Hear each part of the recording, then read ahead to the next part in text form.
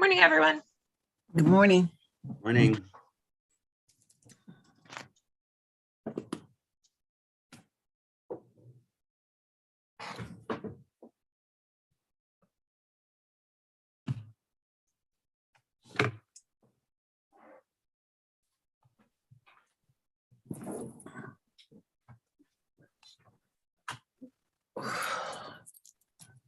Sarah, are we ready to start? Or do we need Yes, we another are. minute? Okay. All Ready when you are. right, I'll wait till it hits 10 o'clock exactly.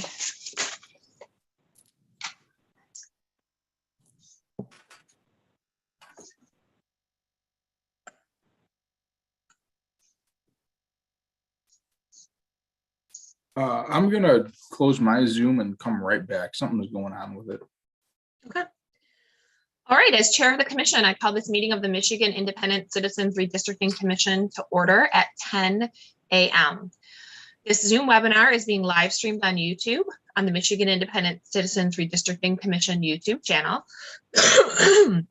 For anyone in the public watching who would prefer to watch via a different platform than they are currently using, please visit our social media at Redistricting MI. Our live stream today includes closed captioning, ASL interpretation, and Spanish, Arabic, and Bengali translation services will be provided for effective participation in this meeting. Email us at redistricting@michigan.gov for additional viewing options or details on accessing language translation services for this meeting. People with disabilities needing other specific accommodations should also contact redistricting@michigan.gov. This meeting is being recorded and will be available at the www.michigan.gov/MICRC website for viewing at a later date. This meeting is also being transcribed, and those closed caption transcripts will be made available and posted on michigan.gov/MI along with written public comment submissions. There is also a public comment portal that may be accessed by visiting www.michigan.gov/MICRC. This portal can be utilized to post maps and comments, which can be viewed by both the commission and the public. Members of the media who may have questions before, during, or after the meeting should direct those questions to Edward Woods III, Communications and Outreach Director for the Commission at woodse3@michigan.gov or 517-331-6309. For the purposes of the public watching and for the public record, I will turn to the Department of State staff to take note of the commissioners present. Good morning, commissioners. Please stay present when I call your name. Please also let us know where you are attending from by stating the county, city, or township you are attending from. I will call on commissioners in alphabetical order, starting with Doug Clark. Present, and I'm joining the meeting today from Huntington Beach, California. Juanita Curry. Present, and I'm attending remotely from Detroit, Michigan. Anthony Eade. Brittany Kellum. Present and attending from Detroit, Michigan. Rhonda Lang. Present, attending from Reed City, Michigan. Steve Lett. Present, attending from Lee County, Florida. Cynthia Orton. Present, attending from Battle Creek, Michigan. MC Rothhorn. Present, attending from Lansing, Michigan. Rebecca Satella. Present, attending remotely from Wayne County, Michigan. Janice Follett. Present, attending from Highland, Michigan. Aaron Wagner. Present, attending from Charlotte, Michigan. Richard Weiss. Present and attending remotely from Saginaw Township, Saginaw, Michigan. Dustin Witches. Present, attending remotely from Howell, Michigan. 12 commissioners are present and there is a quorum. Thank you, Ms. Reinhardt. As a reminder to the public watching, you can view the meeting agenda at www.michigan.gov/MICRC. I will now entertain a motion to approve the meeting agenda. So moved. Second. Motion made by Commissioner Witches, seconded by Commissioner Lett. Is there any discussion or debate on the motion? Hearing none, it is moved and seconded. Well, Aaron had. Oh, her hand Aaron, up. I'm sorry. I see you. Go ahead, Aaron. I would like to move to amend and put a D on there to consider reducing our pay to the 25% of the governor's pay rate, please. So under six, under new 6D business, would be, well, yes, 5D it would be. will be new business, so it'd have to go under 6. Okay, So 6D, that's fine. Consider- Yes, please. yeah, consideration of reduction. Okay. Do we have a second? So we have a motion to Second. add 6D to reduce the base pay to 25% of the governor's salary. Second. Commissioner Lang has seconded that. Is there any discussion or debate on the motion? Okay, so we have a motion to amend the agenda to add item 6D, which is new business consideration of reduction in pay rate to 25%. All in favor of amending the agenda to add that item, raise your hand and say aye. Aye. Aye. Aye. So I count. Commissioner Lang, can you verbally indicate what you voted? I am a yes. Okay, all right, all opposed, raise your hand and say nay. Nay. Nay. Nay. Commissioner Villatte, which way did you vote? I'm sorry. I voted nay. Nay, okay. So I believe that was a vote of 4 ayes to 8 nays. Ms. Reinhardt, is that what your That's tally what I was? captured as well. Yes. Okay, so the amendment fails. All right, at this point, we will go back to the adoption of the meeting agenda unless there are further amendments. All right, all in favor of adopting the meeting agenda, raise your hand and say aye. Aye. Aye. All opposed, raise your hand and say nay. Okay, the meeting agenda is adopted. All right, without objection, we will now begin the public comment pertaining to agenda topics portion of our meeting. Hearing no objection, we will now proceed with public comments. Individuals who have signed up and indicated they would like to provide live remote public commentary to the commission will now be allowed to do so. I will call your name and our staff will unmute you. If you are on a computer, you will be prompted by the Zoom app to unmute your microphone and speak. If you are on the phone, a voice will say that the host would like you to speak and prompt you to press *6 to unmute. I will call on you by your name. Also, please note that if you experience technical or audio issues, or if we do not hear from you for 3 to 5 seconds, we will move on to the next person in line and return to you after they are done speaking. If your audio still does not work, you can email redistricting@michigan.gov and we will help you troubleshoot so that you can participate during the next public comment period at a later meeting. You will have 1 minute to address the commission. Please conclude your remarks when you hear the timer. First in line to provide public comment is Mr. James Gallant. Please allow a moment for our staff to unmute you. Apologies. Before we move forward, I just want to confirm what the timing is for public comment at this point. Was it extended at the last meeting? No, that is actually on the agenda today to extend it to I 2 see. minutes, but as of right now, it is still 1 minute. It's still 1 minute. Okay, Yeah. thank you. 1 moment, Mr. Gallant.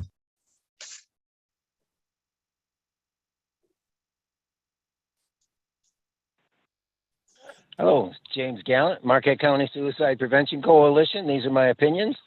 And thank you for addressing the time on for the public to speak. And please make that 3 minutes because, you know, that's reasonable. You know, the old Means Act says it has to just be reasonable and under a rule.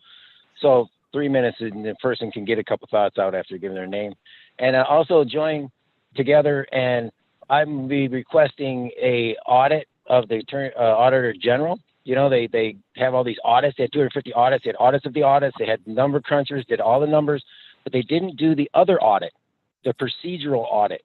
The Prop 3 in 2018 says now that we have a right to 2 audits, 2 forms of audits, a tabulation audit and a procedural audit.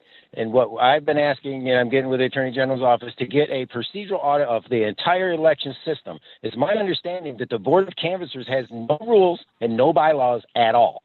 They don't follow Robert's rules, if they want to, I guess. And in the 2020 election, when they certified in Wayne County, Ms. Reinhardt, I'm assuming his time ended? Yes. Okay, thank you. I just didn't hear a buzzer. So thank you for addressing the commission, Mr. Gallant. Next in line is Mr. Anthony Scannell.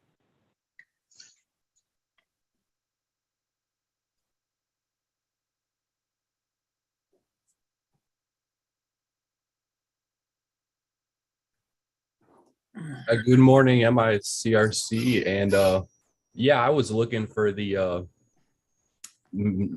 time change for public comment, and I didn't know if it was on the agenda. I don't know if that's your proposed rules change piece. So if that's what that is, good for that. I hope it goes through. And I'm not really gonna touch the salary. That's a bit of a low-hanging fruit right now. And but if you are strapped for cash, here's an idea. Why don't you guys sell some merch, namely prints, autographed prints of the MICRC official maps. That's my idea for the sell some merch, make some revenue. And that's all I got for now. Have a good one. Thank you for addressing the commission. That concludes our public comment. However, I'd like to mention that I'll email and mail public comments provided to the commission before each meeting, and commissioners also review the public comment portal on our www.michigan.gov/MICRC website on a regular basis. We appreciate anyone who provides public comment in whatever way they choose to do so, and invite the public to keep sharing their thoughts, especially if they'd like to share ways that the MICRC processes or procedures could have been good or were good or could have been more effective. Next item on our agenda is unfinished business, item 5A, draft amendments to Foia procedures and guidelines, written public summary of the MICRC Foia procedures and guidelines, and the Foia form, which were discussed briefly at the meeting 2 weeks ago. Without objection, I will ask our Executive Director Hammersmith to present this agenda item. Hearing no objections, please proceed, Ms. Hammersmith. Good morning, commissioners. Happy to be here today and follow up on the Foia procedures and guidelines. These documents were sent out in advance. I'll briefly go through the procedures and guidelines. That's the 4-page document that describes the procedure for public record requests. As you can see in the red line copy, the word Foia was changed to public record requests throughout the document. I want to thank first, before I get too far in, I want to thank Mike Brady for his assistance in an initial draft. We worked on this for a while and went back and forth till we got it to where we thought was a good point.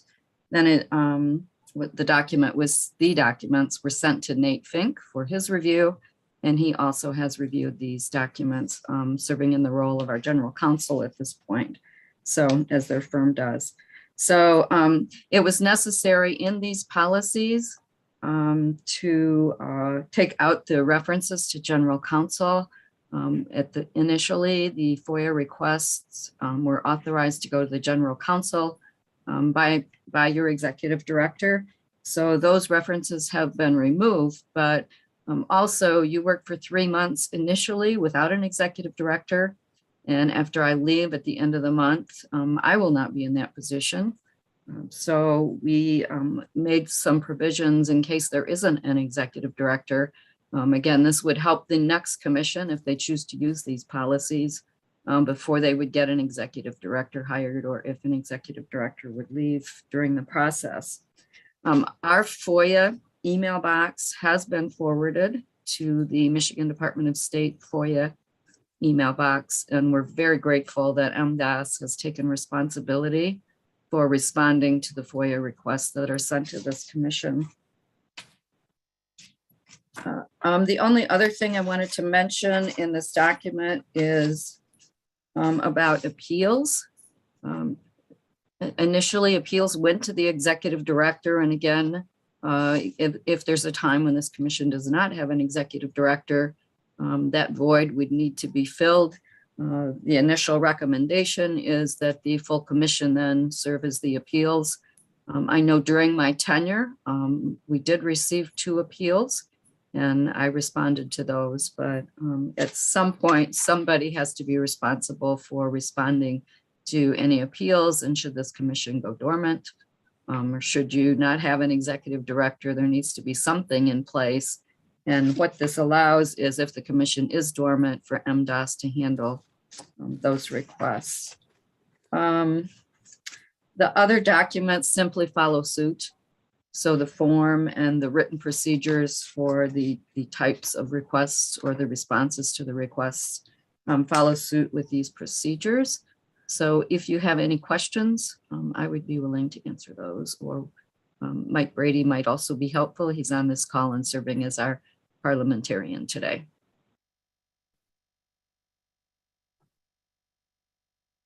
Sorry, guys, I was on mute there. Thank you, Executive Director Hammersmith. Commissioner Wagner. Thank you, Chair Zatilla. One thing I noted is it says adopted February 21st, and I believe it was adopted on the 24th. And another question I had was regarding under H, assessment for fees. The last full bullet point there says we took out the hourly wage of the MICRC's lowest paid employee capable of duplicating or publishing, and I was wondering why we took out the lowest paid employee, because that would make sense considering our budget is severely in the red. Thank you. Karen, could you clarify which document you're in? Because there's three. There's a summary, there's the actual records, and then there's like the third. To be honest, it's dated 3/7/2022. State of Michigan Independent Citizens Redistricting Commission, MICRC public record request. And unfortunately, I didn't print these out in color, so I don't know if it's redlined or not, but it says adopted February 21st, and I believe you all adopted it on the 24th. Okay, so you're looking at exhibit, it was attachment 2 to our meeting minutes, which is the. I believe so. I think it was the first one I printed after the agenda. Okay. So I wanted to bring attention to that. And then in H, where it says based on the lowest paid employee, I wanted clarification why we took out lowest paid employee, please. So, Okay, Sue, can you go ahead and address that, please? Sure, thank you. So if there is a Scrivener's error on the date that they were initially adopted, we certainly can correct that. And then on the lowest paid employee, at this point in time, the MICRC is not answering those requests. MDOS is answering those requests on behalf of this commission. So again, it would be, it would make sense to have their lowest paid employee capable of producing this work. And that's why it was changed. Can we reword it then to the MDOS lowest paid employee? Well, there might be a point.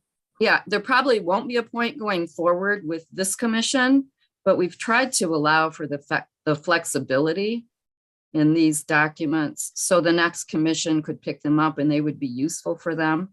So it could be MICRC employee if the executive director or employee of the commission is handling the FOIAs. However, if it's a time where we don't have staff to do that and MDOS is doing it, then that would allow for MDOS to use their lowest paid employee. And that just makes sense that then they could get reimbursed for those costs. Correct. I would just not like to see an attorney who gets paid, $250 an hour, actually the person capable of doing the work, and there goes more money out the door. We are not currently using an attorney. Oh, thank you. Okay, Commissioner Orton, I saw you had your hand up, and then Commissioner Lett. I kind of figured out the answer to my question, so no more questions. Commissioner Lett. I think that adding the lowest paid employee, I don't know that we can dictate to the Secretary of State who they're going to use. So if we're using them, I think it would be up to their procedures and policies, whatever they do, as far as designating who is going to do it. Okay, any other comments or questions? And if not, I would entertain a motion to adopt resolution 2022-0301, MICRC Public Records Procedures and Guidelines, Written Public Record Summary and Form. So moved. Second. Two people at the same time. Commissioner Lett, I believe you were first. Commissioner Witches, I believe you seconded it. So we have a motion made by Commissioner Lett to adopt resolution 2022-0301. That motion was seconded by Commissioner Witches. Is there any discussion or debate on the motion? All right, hearing none, let's go ahead and vote. It is moved and seconded to approve Resolution 2022-0301, Michigan Public Record Procedures and Guidelines, Written Public Record Summary and Form. All in favor, raise your hand and say aye. Aye. Aye. All opposed, raise your hand and say nay. Okay, by a vote of 12-0, the ayes prevail and the motion is adopted. Next on our agenda is unfinished business item 5B, proposed amendments to the rules of procedure. Without objection, I'll ask Executive Director Hammersmith to present this item. Hearing no objections, please proceed, Executive Director Hammersmith. Thank you. This resolution was presented at the last meeting. So in items 1, 2, and 4, allow the rules of procedure then to be the same as or in collaboration with our new public record request procedure. So those simply clean up that language to agree with what you just approved. The third item in this resolution was requested by the commissioners at our last meeting, and that was to change the public comment time from 1 minute to 2 minutes. So those are the 4 changes. Again, this was presented at the last meeting. It has been reviewed by Fink Bresic, by Nate Fink. So these are presented just for the commission's approval. All right, any questions or comments? Madam Chair, this is Doug. Yes, go ahead, Commissioner Clark. Yes, I would like to amend the motion that we increase it to 3 minutes. Second.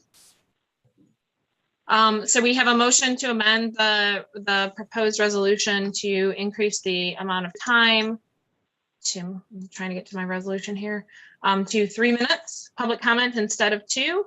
That has been seconded by Commissioner Lang. Is there any discussion or debate on the proposed amendment to the resolution? Okay, hearing none. It is moved and seconded that we. Steve put his hand up. Oh, Steve, go ahead. Yeah, I would oppose the motion, and I think primarily the reason is evident as of this morning. We had 2 public comments from our usual public commentors, both of whom easily put in what they wanted to say within 1 minute. In addition, we've had numerous public comment sessions throughout the state in which we reduced the time to 1 minute. And I did not see, I would say probably 99.99% of the people easily got their point across in 1 minute. If you look at the written public comments on the portal, you'll also see that they aren't particularly very long, and you can easily read through them in about a minute.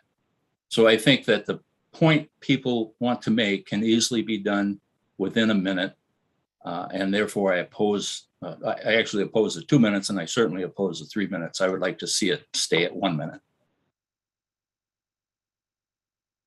Madam Chair? Yes, Commissioner Clark, go ahead.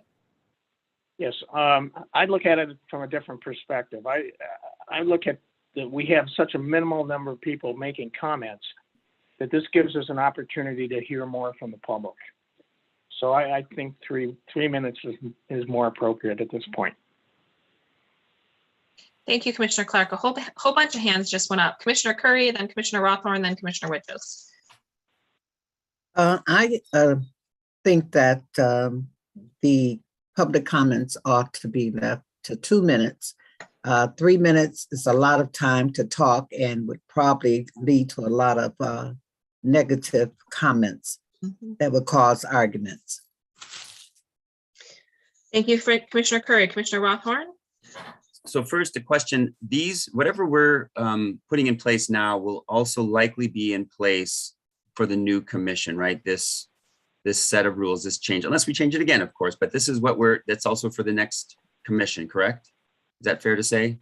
Well, exactly. the next commission can adopt whatever rules it wants to adopt. The rules that we adopt certainly would most likely be used at least as a template, if not adopted en masse by the next commission. But whatever we set as rules does not necessarily go over to the next commission. They are going to adopt their own rules if they want to.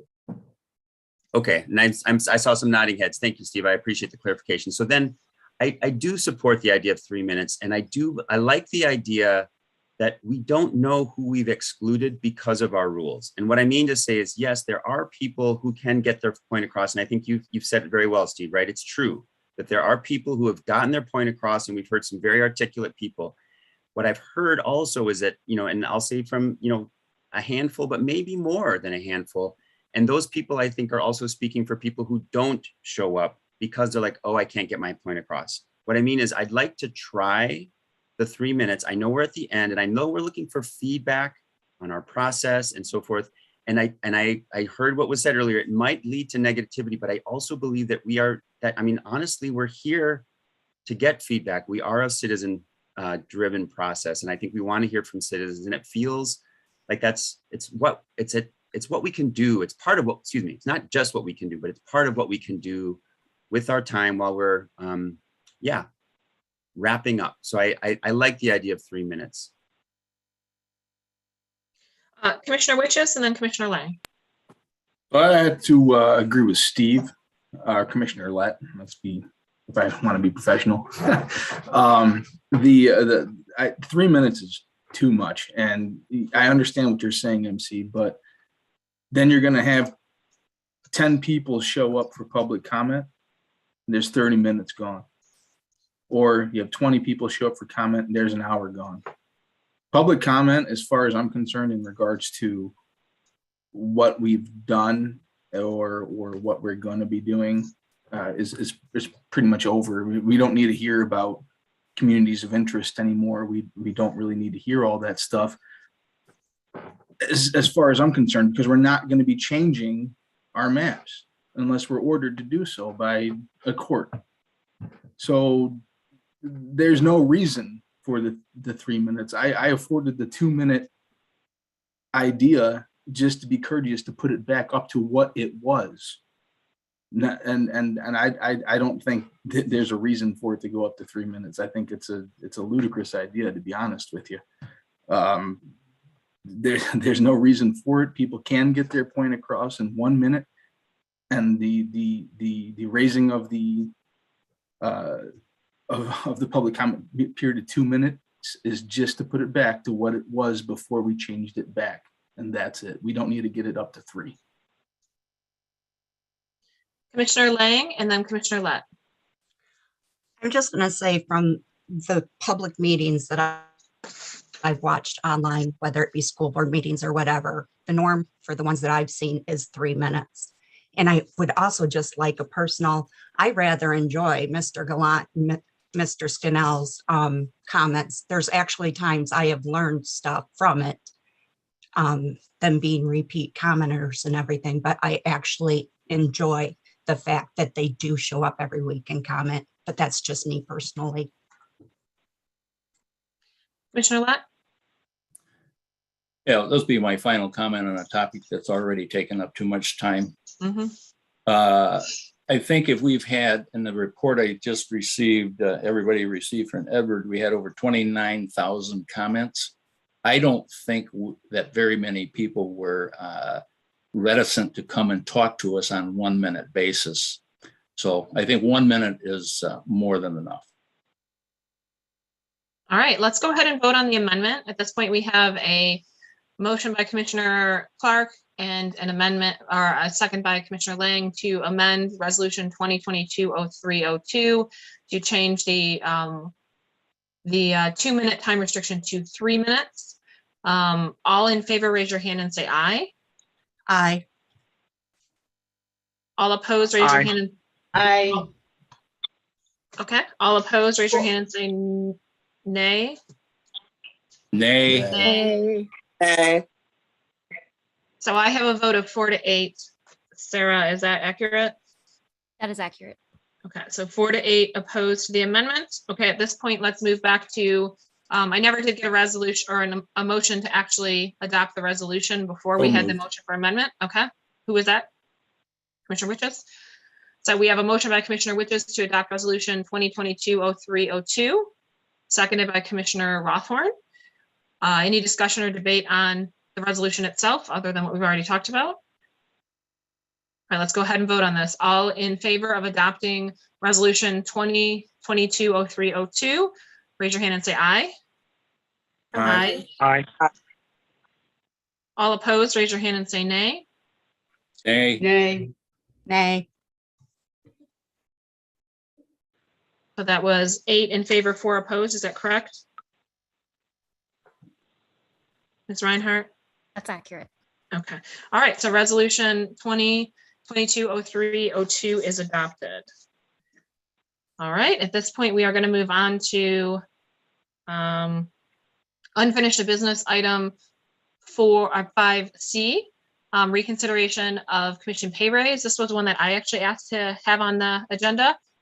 So we did implement a pay raise for commissioners last week or 2 weeks ago for 7% above what our current pay rate is. We received a lot of feedback from the public that was very negative with respect to that pay raise.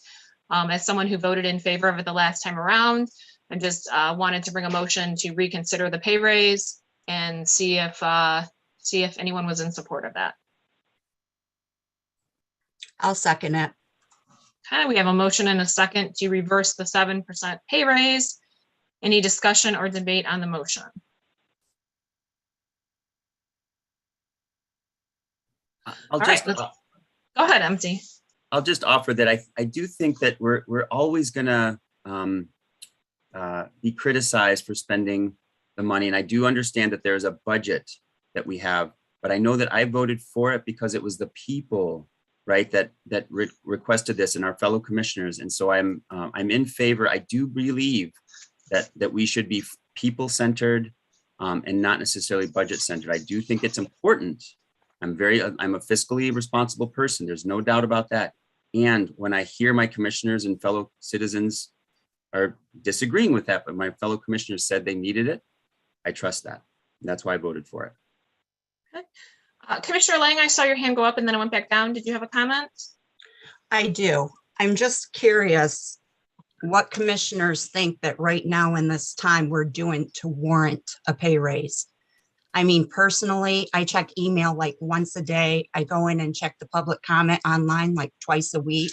What work are we doing that makes it where we should have a 7% pay raise?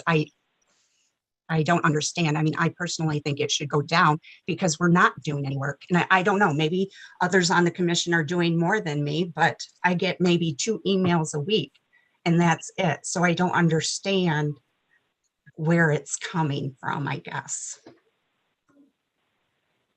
Madam Chair, this is Doug. Yep, go ahead, Commissioner I have Clark. my hand raised as well. Oh, I'm sorry, Commissioner Kellum, go first and then Commissioner Clark. I was just going to echo Commissioner Rothorn's sentiment as well as, the same perspective that I expressed. And I think the difference here is it wouldn't be necessarily another job where it's a merit-based raise. This is due to the very obvious inflation that's going on. And I think other commissioners expressed as well as myself the belief and need of the raise. So I would stand on the same vote that I took the last time. Sorry, go ahead, Doug. Okay, thank you. No, thank you. I personally don't think that the raise is warranted.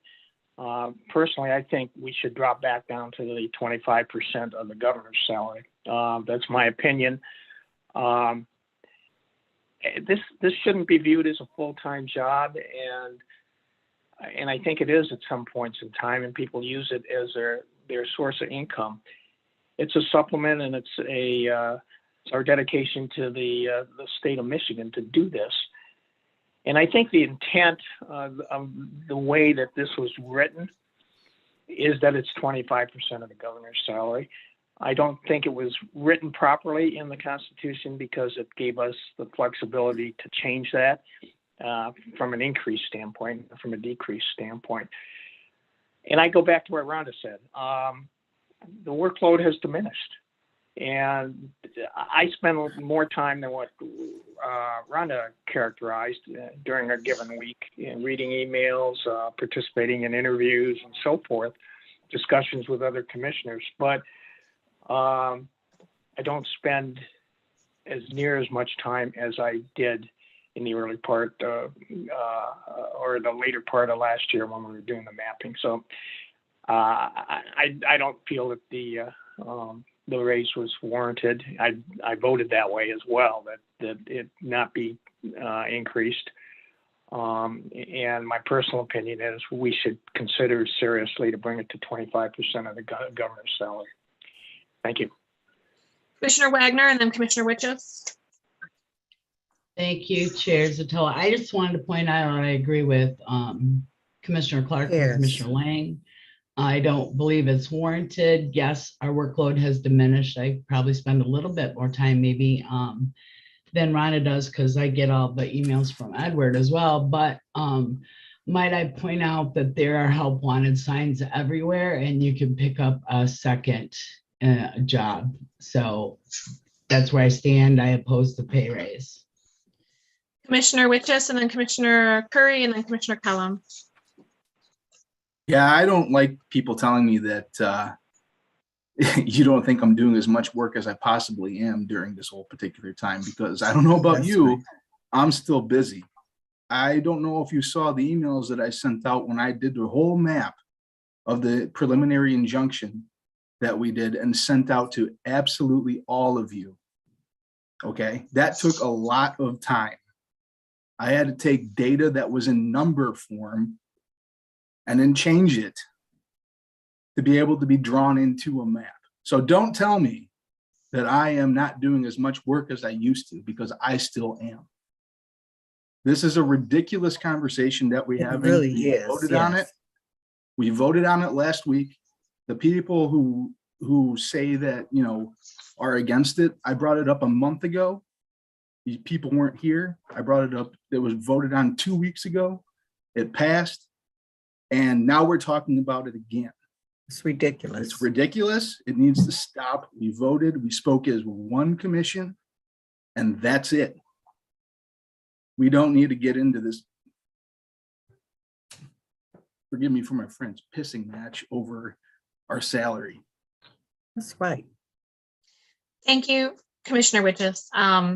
I would just point out that the motion for reconsideration process has been part of our procedure since from the beginning, and we have had times where we've used it before. So I don't think anyone's intending to get into a pissing match. I just think it's That was not what I was saying. I was just saying the whole process of what we were talking about is ridiculous. The fact that we have this particular point where we can do reconsideration is fine. I'm all for it. We can always do it, but this is something that we shouldn't be reconsidering.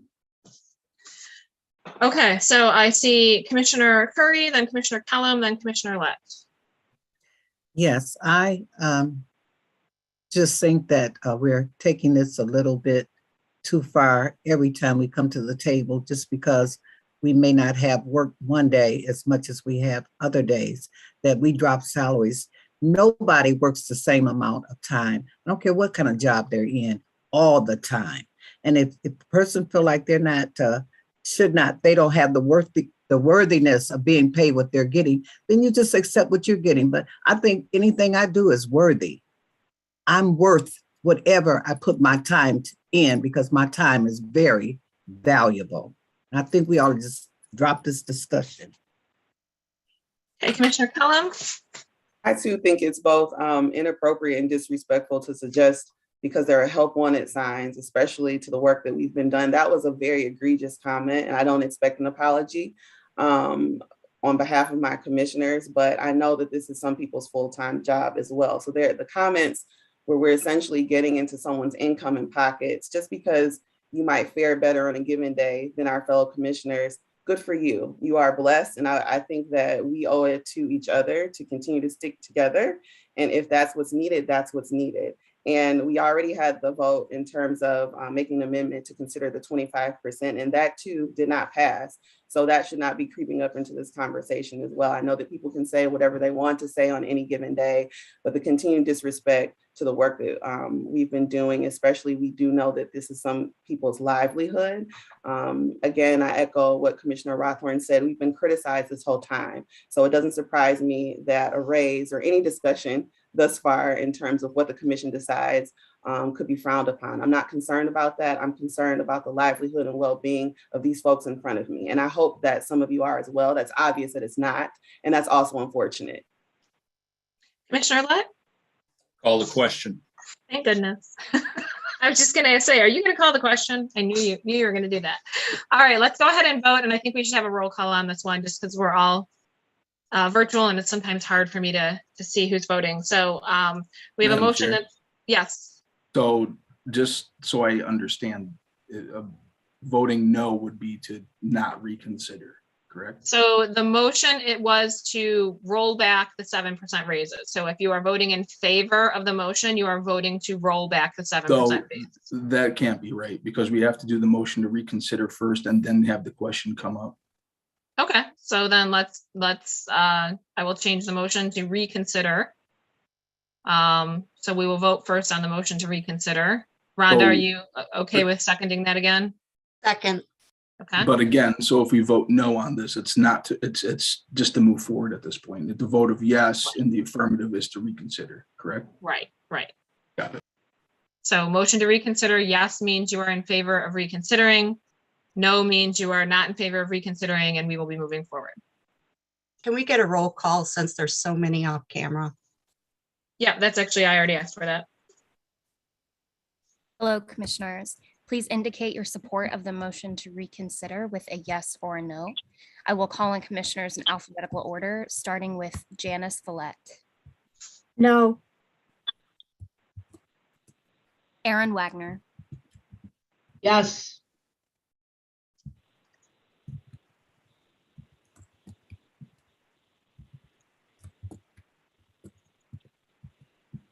Richard Weiss, Yes. Dustin Witches, No. Doug Clark, Yes. Juanita Curry,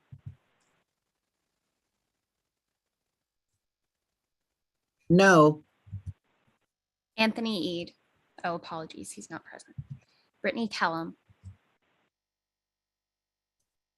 No. Rhonda Lang, Yes. Steve Lett, No. Cynthia Orton, Yes. MC Rothorn, No. Rebecca Satella. Yes. By a vote of 6 yes to 6 no, there is a tie. The motion does not carry. All right, thank you, everybody. Let's move on to the next item on the agenda, which is new business. Agenda item 6A, staffing changes. Without objection, I'll ask Executive Director Hammersmith to present this item. Hearing no objection, please proceed, Ms. Hammersmith. Thank you, Chair Zatella. As you know, I will be leaving at the end of the month to retire.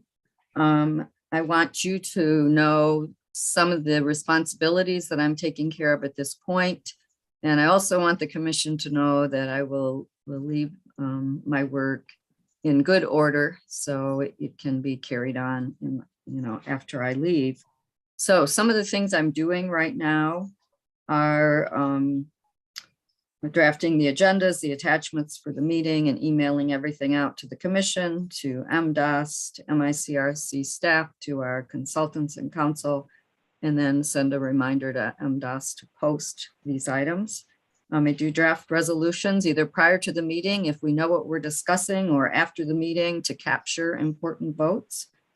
I approve the commissioners and staff members' weekly pay and expense reports. So every week I'm asked, do I want to assign an alternative approver? And I can do that. So after my absence, I will assign an alternate approver for the commission and staff.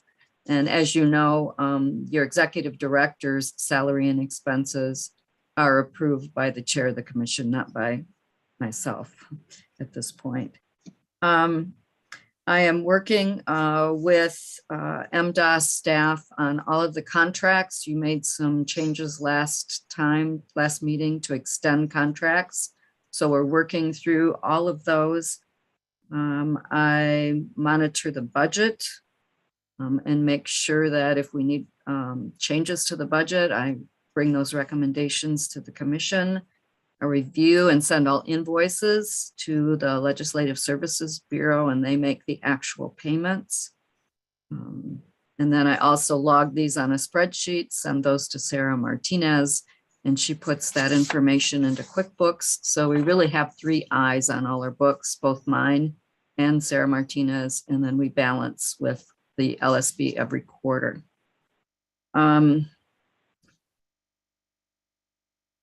I also have done policy reviews and updates on all the policies. I think they're in good order at this point in time based on what you have approved during this meeting and the last meeting. Serve as a communications link between consultants and the commission. And Edward has been copied on everything since our general counsel left. So we've got 2 staff members receiving everything from legal counsel, and then I pass those on. So my recommendation, if you're interested, would be to transition these responsibilities to Edward Woods III. I think he's very capable of doing everything. He's done all these responsibilities and previous work, so he has experience, and you've witnessed him doing a great job in communications and outreach.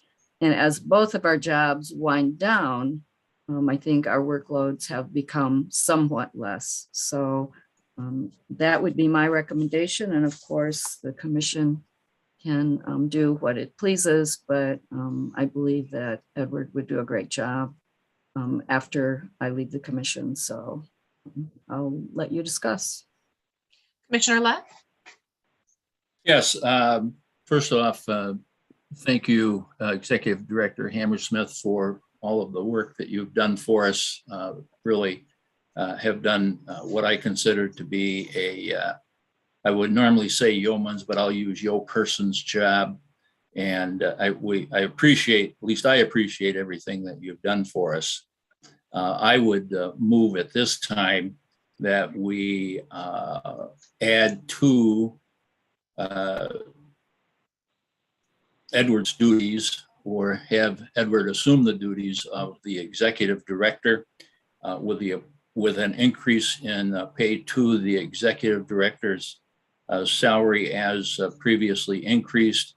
And since he'll be doing communications and executive director, add $5,000 to the base salary. I second that, or so moved, or whatever. So actually MC seconded it first, so I was gonna call.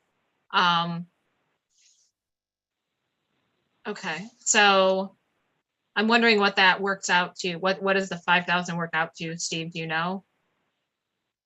I do not. Executive Director Hammersmith, do you know? I'm just trying to understand, like, percentage wise. Are you asking $5,000 to my pay rate, to my current pay rate? That's correct. Okay, so my current You pay just rate, received a 7% bonus, or 7% increase. and you want to add 5,000 to that. That wasn't supposed to kick in until April. That's my confusion. So whenever that kicks in, Edward's Okay. salary would be that plus 5,000. Okay, so my current salary is 136,000. You would add a 7% increase to that. And I don't know exactly what that number is off the top of my head, but then $5,000 additional to that, correct? That's correct. Okay. So we're adding that to Edward's salary if he takes the executive director position. I'm just trying to, I'm just a little confused. Okay. He would move up to the executive director's salary Okay. with the 7% increase that we've already voted for that position, Plus $5,000, recognizing he'll be doing the 2 jobs. Okay. All right. That makes sense to me. I understand. All right. Any discussion or debate on the motion? Commissioner Orton, I see your hand up. I think we should also change the title to executive director. And since that would be our only staff person, that would include communications and just Outreach. whatever needed to be done. I'll consider that a friendly amendment, no objection. Okay. Any additional discussion or debate on the motion? Executive Director. Madam Chair? Commissioner Clark. Yes, just for a point of reference, I did the hiring of Sue and Edward, and the way we did this, we chose job codes that were in the state of Michigan's job codes portfolio. Both of those individuals had different job codes, and those job codes both had different ranges of salary. Edward's communication director job having a smaller range than what the executive director job was. And we targeted, at that point, the midpoint of those job range for the initial salaries. So that's where we came up with the initial salaries. I personally, and this is going to be a comment, not an amendment. I personally think the additional 5,000 is too much, and I would stay with whatever Sue Ann's initial salary was plus the 7%. I would see that as a more prudent thing to do. Okay. Executive Director Hammersmith. Just for clarification, Mike Brady ran the numbers. So, and thank you, Mike. So the base rate was 136,000. The 7% raise was 145,520. If you would add 5,000 to that, it would be $150,520. So this is, Madam Chair? Yes, go ahead, Commissioner Clark. Yeah, I'd like to amend the motion that Steve put forward and not include the $5,000 additional. Seconded. Okay, so Aaron Wagner seconded that. Commissioner Curry, I saw your hand go up. I want to make a comment. Sure.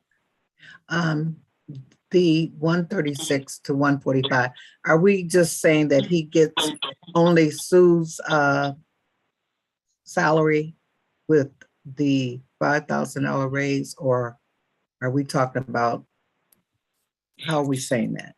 Because you all are saying something I'm not catching. My understanding of Steve's motion, and Steve, chime in and correct me if I'm wrong, is that Edward, if he accepts this new position, because we haven't even confirmed that with him that he wants to do this, that he would then move into Sue's salary range and have her 7% increase plus an additional $5,000 because he is now going to be performing both functions. That is my understanding, Steve. Is that correct? Yes. That's correct.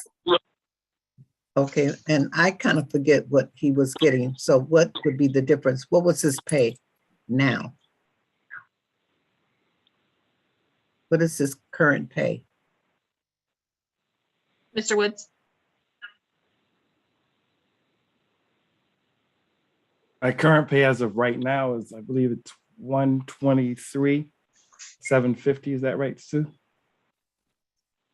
I'm thinking it's 123,500. That is prior 500? to his 7% raise, because those were not going to take effect until the contract extensions on April 1st.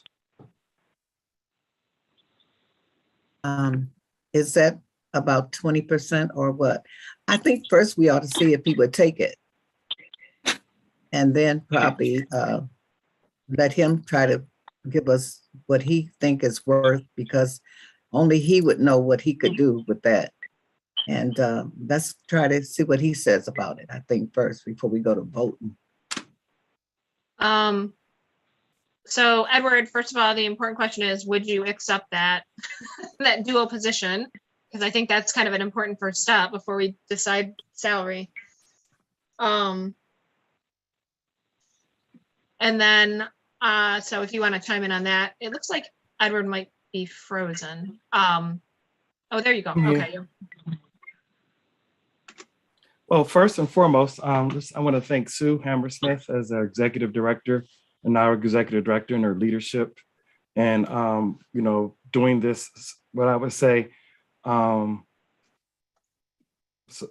an effort that really had no guide map, no roadmap. Other states have done it, but we were the only ones that had 7 rank redistricting criteria.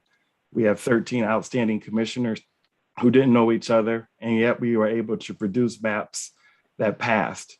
And so for her recommendation and for the commission's willingness to consider me, I take it as a high honor with regards to that.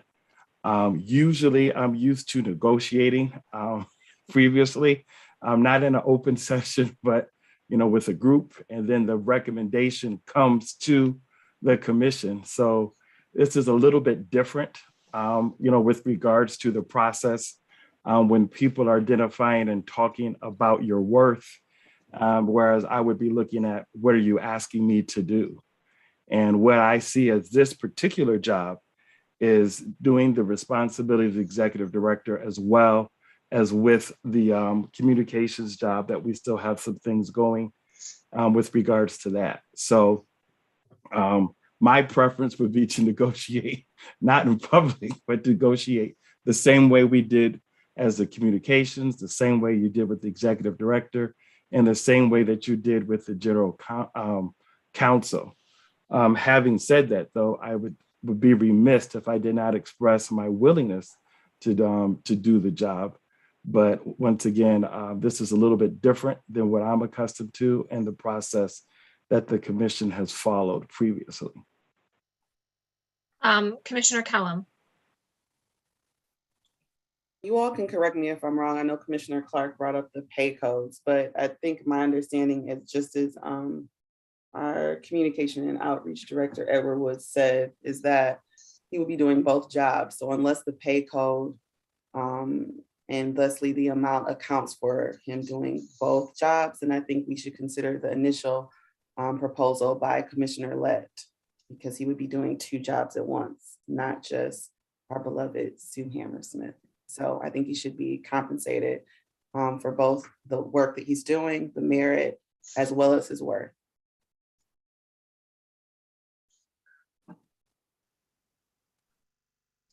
Okay, any additional comments, questions? Let me reiterate, I do would like to thank Commissioner Lett. I thought what he offered was a very fair proposal, just so we're clear with regards to that. And thank you for that suggestion. Okay, so I'm going to add my quick 2 cents. I think not including the $5,000 would put the salary way too low for doing 2 jobs. I think we should probably do a little better than the $5,000, but I don't know that we need to cross the bridge of salary at this point. I think that Edward is correct that we should probably negotiate the salary offline. I think we should maybe just consider whether we want to approve having him do both positions as just a matter of principle and then leave the negotiations offline. So those are kind of my thoughts. Commissioner Wichus? Sorry, we must have a link going between your brain and mine, because I was about to say the exact same thing. Let's actually just have Edward accept the position, and then at that particular point in regards to salary, let's do that in a closed, not closed, but with a few of us, and we can negotiate the salary for him, what he so he can put a number what he thinks is fair, and then we can figure out what to do based off of looking at pay scales for the jobs with the actual within the state. All right, so we have a motion on the floor and we have an amendment to that motion on the floor. Commissioner Lett, go ahead before I say anything else. Well, at this time, based upon the comments, I would like to withdraw my motion, and if that is done, then I would make a new motion. Okay, anyone have any objections to withdrawing the motion? There was a proposed amendment to the motion as well. Okay, Commissioner Clark, what about your amendment? Yeah, I'd like to withdraw it as well. Okay, so we have the motion and the amendment withdrawn. Commissioner Clark or Commissioner Lett, I'll hand it back to you. Yeah, I would move at this time that we offer the position of executive director in conjunction with communications to Edward Woods III, Upon his acceptance, there would then be a negotiation as pertains to salary by a ad hoc committee, as we've done before. Do we have a second? Second by Commissioner Curry. So we have a motion by Commissioner Lett, seconded by Commissioner Curry. Any discussion or debate on the motion? All right, let's go ahead and vote. All in favor of Commissioner Lett's motion to offer the, Roll call vote, please. oh, sure, Executive Director / Communications Outreach Director to Edward, and then negotiate salary at a later date. Ms. Reinhardt, if you could do the roll call vote on that, I would appreciate it. Wait just 1 moment.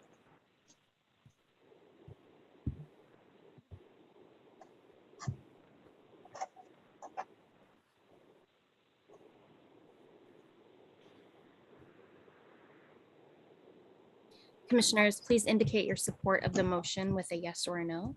I will call on commissioners in alphabetical order, starting with Aaron Wagner. No. Richard Weiss. Yes. Dustin Witches. Yes. Doug Clark. Yes. Juanita Curry. Yes. Brittany Kellum. Yes. Rhonda Lang. No. Steve Lett. Yes. Cynthia Orton. Yes. MC Rothhorn. Yes, yes, yes. Rebecca Satella. Yes, yes, yes, yes. Just so we're clear, all of those only count as one vote. Janice Villette. Yes. By a vote of 10 yes to 2 no, the motion carries. All right. All right, and again, thank you, Executive Director Hammersmith, for your fantastic work for us in the last year plus, and we are very sorry to see you go, but I understand you are ready to move on and enjoy retirement, so we do wish you the best of luck. All right, next on the agenda, it's actually an item that Commissioner Eid was supposed to present, and he is not here. So just double checking. Agenda item 6B, elections procedure suggestions from Commissioner Eid. So what would we like to do here? Do we just want to punt this to a future meeting? Executive Director Hammersmith? Apologies for the interruption. This is Sarah Reinhardt. I just wanted to note that for the last vote, because it was an employment decision, it did require affiliations, and that affiliation requirement was met. Thank you. Thank you, Ms. Reinhardt. Executive Director Hammersmith? Yes, if possible, I could present this. If you don't put it in effect or decide not to put it in effect, whatever the commission decides prior to the elections, it would seem to be a moot point. So I guess I would invite any conversation. You can as chair, but again, if you punt this to a future meeting, I don't know that it, will this commission be dormant 6 months from now? Where might you be in the elections process? So I can tell you that it has been looked at by Nate and David Fink both. Edits were made by both.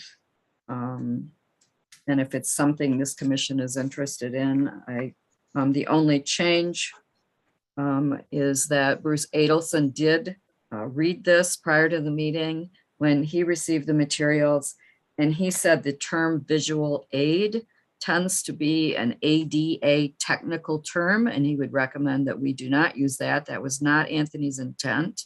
I had reached out to him, and he just suggested we replace the term visual aids with materials. Okay, Commissioner Witches and then Commissioner Letts. I was just going to suggest for today's purposes, why not just do what we've done in the past? Nominate, vote. But there's it's worked so far is what I'm saying. So why change it? Commissioner Lett. Yeah, I looked this over fairly carefully and would be very interested to see what Anthony's reasoning for these changes were. So I would request that we move this on to the next meeting where Anthony is present. Second. Okay, I don't think we need a motion for that. I think we can just do it. So let's just table this for now and we'll put it on to a later meeting.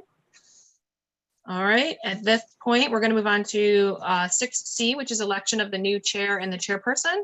Without objection, we will proceed to the election process and we will start with nominations for chairperson. Madam Chair. Commissioner Weiss and then Commissioner Clark. I'd like to hear Commissioner Clark first. Okay, go ahead, Commissioner Clark. Okay, I would like to nominate Anthony Eid for the new commissioner position. Okay. And I realize he's not here today. Yeah, I was just gonna say, I'm not sure how to treat that because he's not here. That might be one where Mike Brady weighs in. How do we handle that? Because he is not here to accept the nomination and that's been our process. Is Mike on the line? I am. Hello. Good morning, commissioners. Mike Brady. Good morning. I wonder, that's an interesting question. I suppose the vote would then be contingent on whether he, accepted it later on, and it may, be a circumstance where he might decline it later, and so the commission would be acting. I think the commission can still proceed if they want, but ultimately, he would have the ability to decline later on. So there is that as a question that would linger over the vote. Okay. Does everybody agree that that's reasonable, that we'll just proceed and see how the voting goes? Any objections to doing that? Okay. All right, Commissioner Weiss. Yes, I'd like to nominate Commissioner Letts, please. Okay. Yeah. Commissioner Orton. I don't think there was well, maybe we don't need a second. I was thinking there wasn't a second for Doug's nomination, but maybe we don't need that. No, I don't think it's just nominations. So Commissioner Lett, will you accept the nomination? Yes. Okay. Commissioner Lang. I'd like to nominate Commissioner Witches. Okay. I accept. Okay. All right. Anyone else want to nominate someone? All right. Any discussion or debate on nominations? Otherwise, we can move to voting. Commissioner Lett and then Commissioner Lang. Yeah, upon careful consideration for the last 10 seconds and to see who is nominated, I'll withdraw my name.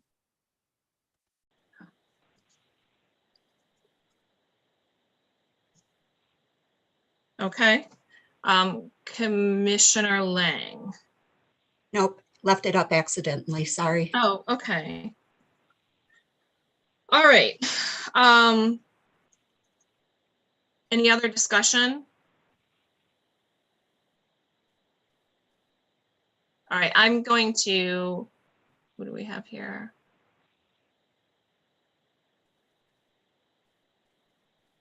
MC, would you accept it if I nominated you for chair? Or are you going to say no if I say so?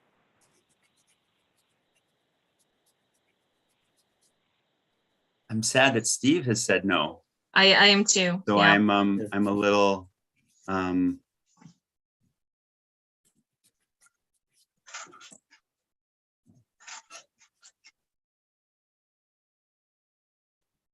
will accept the nomination. Okay.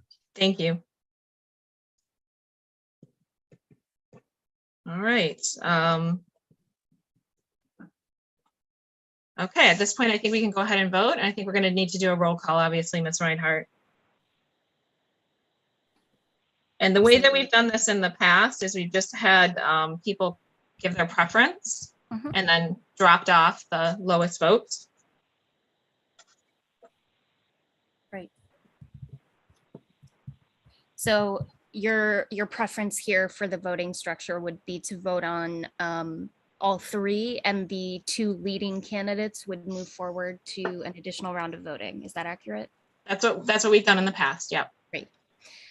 Commissioners, please state your preference by stating the name of the candidate that you would like to vote for chair. As a reminder, the candidates are Anthony Eade, Dustin Witches, and MC Rothhorn. I will call on commissioners in alphabetical order to state their vote, starting with Richard Weiss. Commissioner Rothhorn. Dustin Witches. Commissioner Witches. Doug Clark.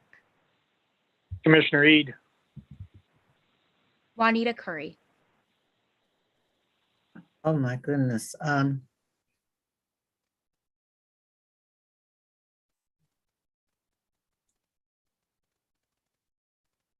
So Steve is not running, right? No, the candidates are Anthony Eade, Dustin Witches, and MC Rothhorn. Okay. Have Anthony accepted? He's not Anthony here. is not present. how- When he is present at the next meeting, we will ask if he would accept were he to win. Well, how can we vote before he accepts?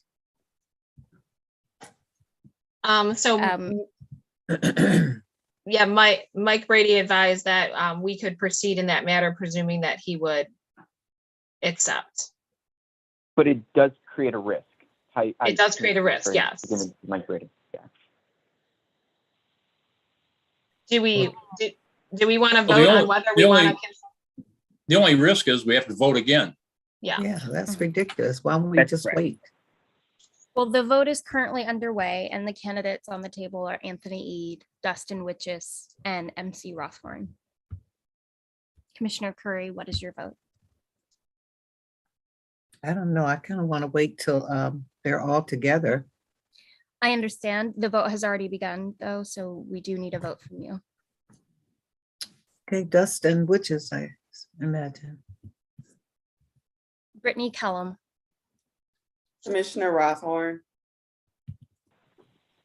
Rhonda Lang, Commissioner Witches. Steve Lett, MC.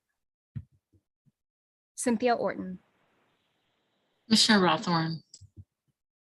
MC Rothhorn, Me, I thought you didn't Rebecca want it. Satella, Rothhorn. Janice Follett, Witches. Aaron Wagner. None of them. If you would like to abstain, Commissioner Wagner, we would need an official reason per the rules of procedure for your abstention. Well, I kind of agree with Juanita. It would be nice for Anthony to be here to accept, but if I absolutely have to vote, Witches.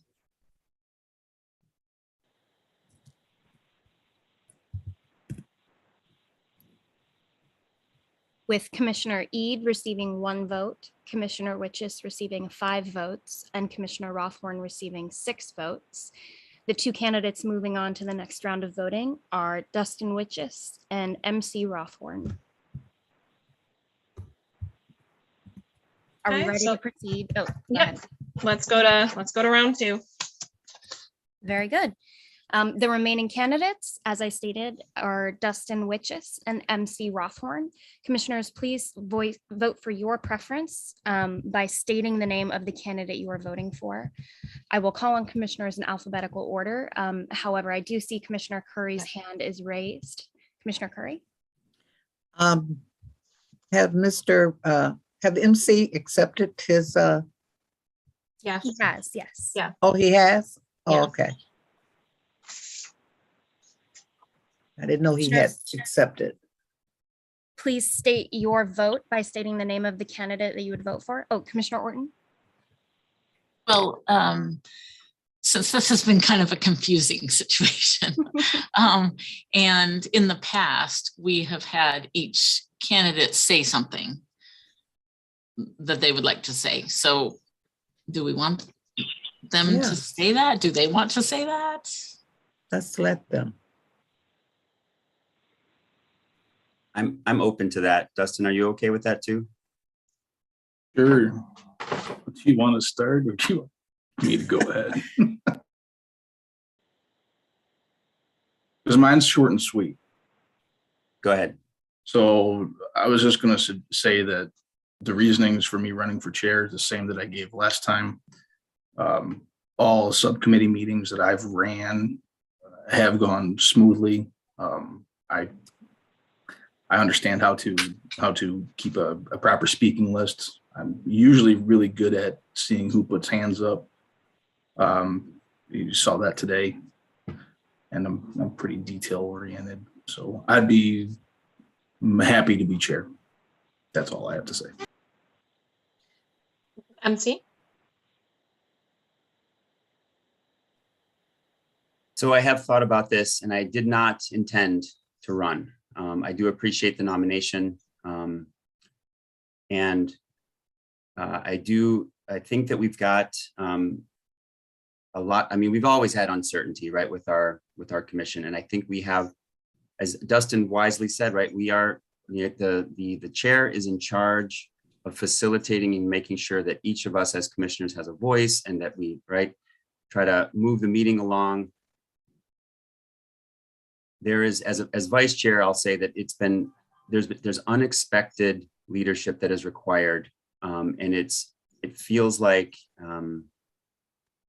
my work outside of the commission has picked up, which is one of the reasons I said that I did not want to consider being the chair. Where we are right now, I promise to each of you that I will talk to my work outside, meaning that the other jobs that I have with regard to the commission, that are not part of the commission. So I will make space for this and make time for it, because I think it does require lots of listening and lots of communication outside of the role. But in addition, to try to build the agenda with the executive director and with other commissioners, again, listening and communicating. So it is time consuming, and I appreciate the task. Again, that was one of the reasons I said I did not want to do it. And I'm just helping many of you who have talked to me or have listened to me before understand that, yes, I am not taking this lightly. I do understand that it is for the next 6 months. If we last another 6 months, I understand that that's part of what that's part of the uncertainty. That's part of where the leadership comes, is how do we make these decisions, and how do we, as the chair and the vice chair, I think, are responsible for helping all 13 of us with the staff understand how we make these decisions. So it's, I guess it's important for me to say to you all, like, yeah, I will make space and time in my life to do those things. Thank you, Commissioner Rothorn. All right, let's go to round 2. Thank you, Madam Chair. Commissioners, please state your preference for who you are voting for the position of chair by stating the candidate's name. For a refresher, the candidates are Dustin Witches and MC Rothorn. I will call on commissioners to cast their vote in alphabetical order, starting with Dustin Witches. Myself. Doug Clark. Commissioner Rothorn, please. Juanita Curry. MC Rothorn. Brittany Kellum. Rothorn. Rhonda Lang. Witches. Steve Lett. MC. Cynthia Orton. Rothorn. MC Rothorn. Rothorn. Rebecca Satella. Rothorn. Janice Follett. Witches. Aaron Wagner. Witches. Richard Weiss. Commissioner Rothorn. With Commissioner Witches receiving 4 votes and Commissioner Rothorn receiving 8 votes, Commissioner Rothorn becomes the new chair. All right, congratulations, Commissioner Rothorn. Thank you. Congratulations. All right, and as we've done in the past, we're going to have the chair pick up at the next meeting, just because especially with us being virtual, it's hard for you to just take over. So let's move on to the vice chair elections. I would consider nominations for vice chair at this time. Madam Chair? Yes, Commissioner Clark and then Commissioner Lett. Yes, I would like to nominate Commissioner Orton for vice chair. This will give us an opportunity to have our first Republican as vice chair or chair. Okay, Commissioner Orton, will you accept that nomination? I will accept. All right, fantastic. Commissioner Lett and then Commissioner Lang. Yeah, I would nominate Dustin as vice chair. I accept. All right, Commissioner Lang, your hand went back down, so I'm not sure. I was going to nominate Dustin. Okay. Any additional nominations? All right, so before we vote this time, Commissioner Orton, would you like to say something? Commissioner Witches, would you like to say something? I'm okay. Okay. Well, I don't really have anything to say either. You all know me, and I'm for unity in the commission. So whatever the commission wants. Okay, any other comments from anybody? I would just add that I'm really excited about Commissioner Orton because this would be our first opportunity to have a Republican vice chair, and we have received significant public feedback about wanting to have someone, a Republican, elected to either the chair or vice chair position. So I would strongly support that because I think it's what the public has asked for. All right, can we go to a roll call vote? Absolutely, Madam Chair. Commissioners, please indicate your vote by naming the candidate you would like to vote for. As a reminder, the candidates are Cynthia Orton and Dustin Witches. I will call on commissioners to cast their vote in alphabetical order, starting with Doug Clark. I vote for Commissioner Orton. Juanita Curry. I like both of them. Dustin Witches. Brittany Kellum. Commissioner Witches. Rhonda Lang. Commissioner Witches. Steve Lett. Dustin. Cynthia Orton. Orton. MC Rothhorn. Commissioner Orton. Rebecca Satella. Orton. Janice Follett. Witches. Aaron Wagner. Witches. Richard Weiss. Commissioner Witches. Dustin Witches. So With Commissioner Orton receiving 4 votes and Commissioner Witches receiving 8 votes, Commissioner Witches is the new vice chair. All right, thank you, everybody, and congratulations to Commissioner Witches. All right, at this point, we are going to move on to so Commissioner MC, Commissioner Rothhorn, you're fine with me finishing the rest of the meeting? I just want to make sure that's okay with you. Yes, please. Okay. All right, so we were scheduled to take a recess, but I don't really think we need to. Does anyone want to take a recess at this time, or do we want to just press through? Press through. Okay, let's press through. So next item on the agenda is 6D, which is liaison between the commission and legal counsel. This agenda item was requested, so I invite any commissioners to share their thoughts. I requested this to be put on the agenda. We've discussed this previously when General Counsel was still here and actively engaged with the Fink firm and the Baker firm. Now we're down to, or soon will be down to, one executive director / communications individual.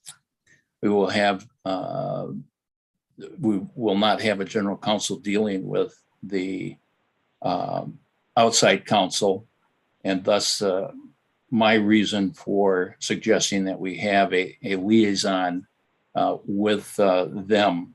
As I stated previously, the commission is the client of both of these law firms, and as such, the commission should have someone actively engaged on the commission's behalf besides executive staff. And of course, executive staff now is reduced to 1/3 of what it was previously.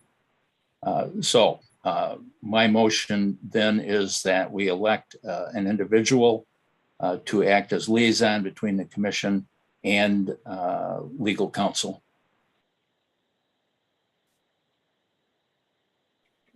So we have a motion to have someone on the commission act as a liaison between council and the commission.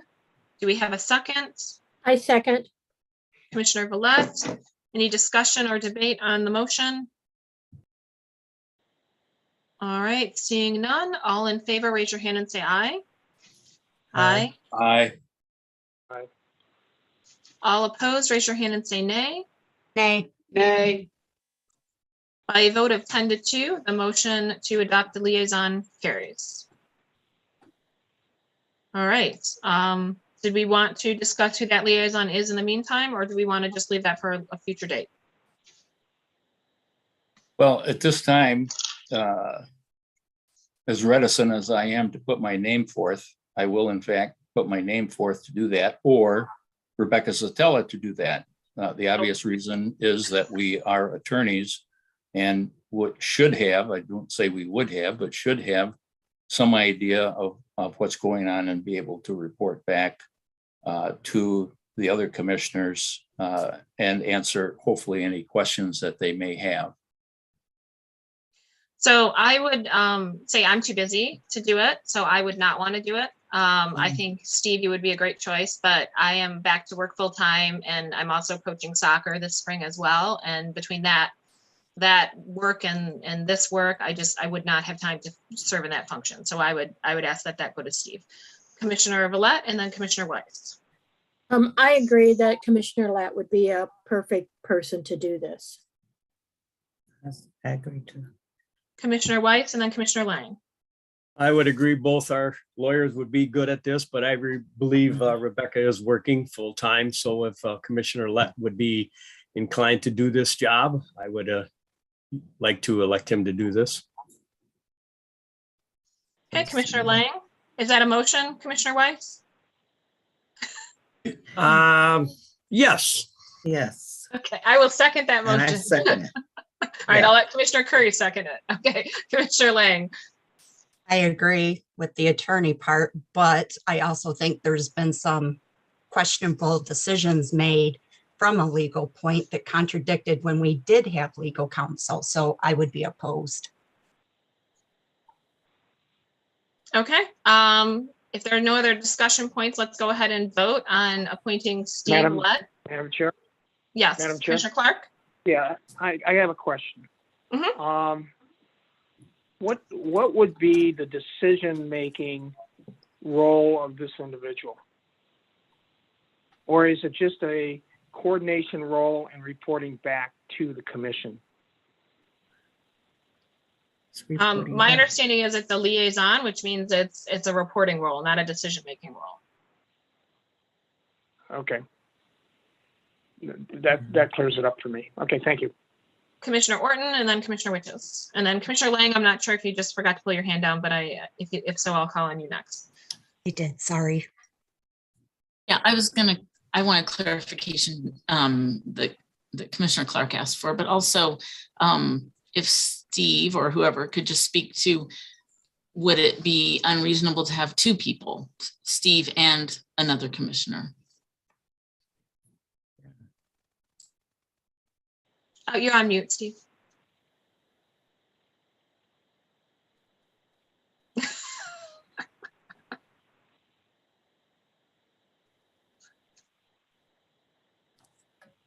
Oh, and Dustin has There. lost composure. Now I'm off. I'm Okay. I'm going to restart in 3 minutes and 47 seconds. Certainly you could have two. And we are not, whoever, me or whoever is in that position, is not going to be making any decisions. That would be up to the commission to make decisions, but we don't have anybody bringing those back to the commission to do that. Previously, Julianne acted as the quote client, and whatever decisions were made, she made them along with the attorneys. I didn't think that was right then. I don't think it's right now. And that's why I'm suggesting a liaison, so there can be a discussion and questions can be asked of me or whoever is in there. And it would move along like that. We need to have somebody of the client, us, in there talking with the attorneys. Mhm. I agree. Commissioner Witches? Well, And I would agree here. I think Steve would do a great job with this. And his communication throughout this whole process has been superb with all of us throughout what we've done in the last year. So with that being said, I'd like to call the question. Okay. Let's go ahead and take a vote before we lose Steve, since you're about to log out. All in favor of appointing Steve Lett as the liaison between legal counsel, raise your hand and say aye. Aye. Aye. Aye. All opposed, raise your hand and say nay. Nay. By a vote of 10-2, the motion is approved. All right, next on our agenda item is approval of meeting minutes, which we do not have at this time. There are two staff reports today. Without objection, I'll ask Executive Director Hammersmith to provide her report. Please proceed, Ms. Hammersmith. Just so you know, I'm leaving. Yeah. Thank you. First of all, I just want to say thanks to this commission for the experience I've had of a lifetime, and will continue to work with you through the end of the month. But you are really appreciated for all the work you've done. I know that so many of you have worked so hard, and I'm really grateful for your commitment to doing a fine job on behalf of the people of the state, and for your hard work in creating maps that were fair for the people of Michigan. So thank you. Second item is we've received a request from a commissioner to remove their picture from the website. As a public servant, we reached out to legal counsel to see if there was any restrictions legally, or if we should keep pictures on the website.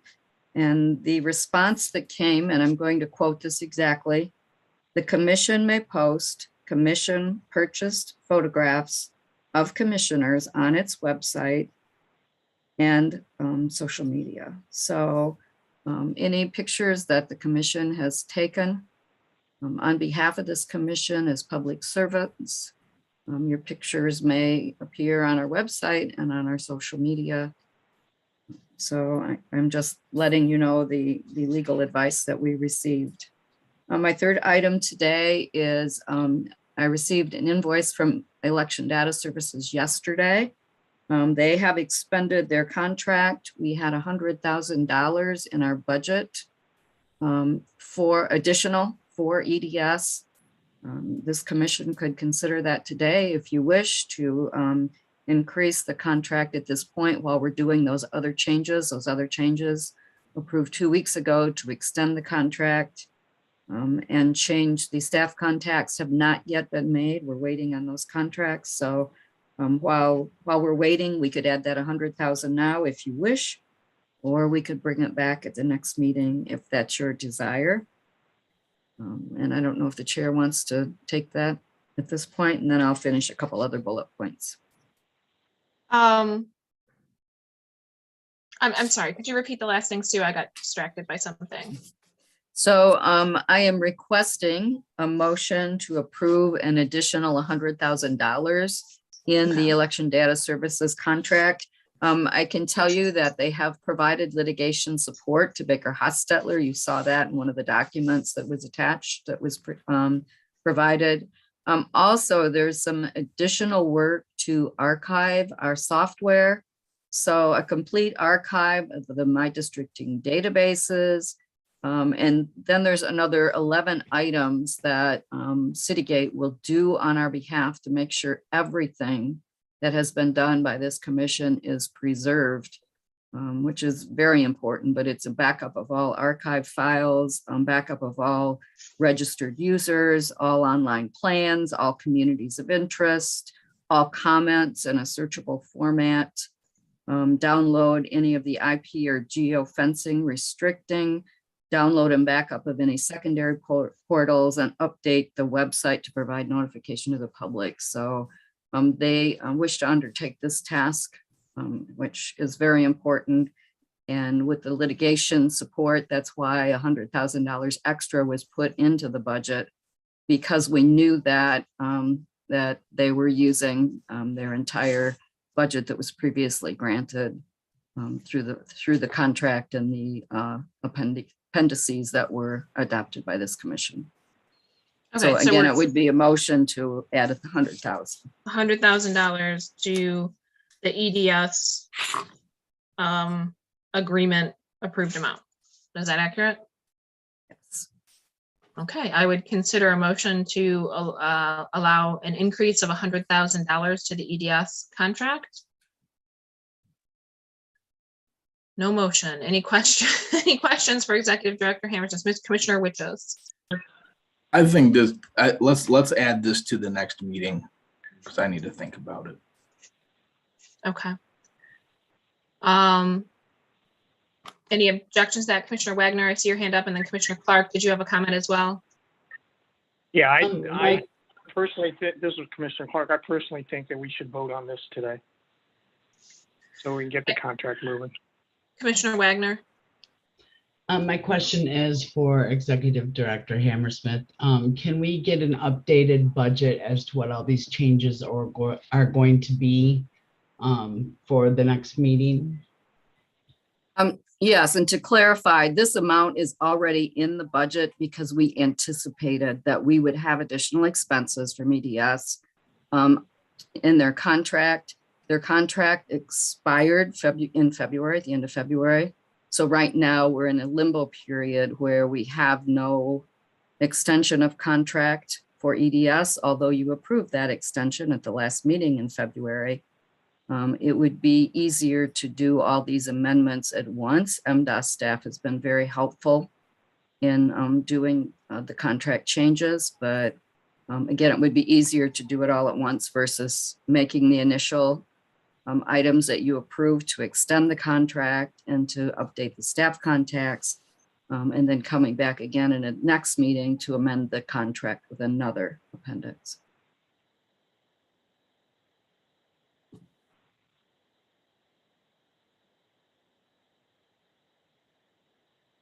I'm sorry, Commissioner Witches? All right, so I must have missed that particular piece of the verbiage that was said. Since it's already in the budget, I move to adopt. Seconded by Commissioner Rothorn. So we have a motion by Commissioner Witches to approve the additional $100,000 in the EDS contract that is already part of our budget. Seconded by Commissioner Rothorn. Any discussion or debate on the motion? All in favor, raise your hand and say aye. Aye. Aye. All opposed, raise your hand and say nay. Nay. By a vote of 11 ayes to 1 nay, the motion is adopted. All right, anything else, Executive Director Hammersmith? I had a couple other quick things. A new updated meeting schedule was provided on the agenda. So I want to thank Yvonne Young for booking rooms as the commission voted previously to hold the meetings remotely through March. So the March 24th meeting will be via Zoom again, and then starting in April, this commission will meet in person once again. And thanks to Yvonne for securing these meeting locations, and especially thankful that these are all state facilities, so those meeting locations are at no cost to the commission. And lastly, on the commission salary change, I'm assuming that, and I probably shouldn't assume, I don't know if you want to make a motion to make those changes go into effect on April 1, as you were changing also staff contracts. So I just would like clarification in that regards.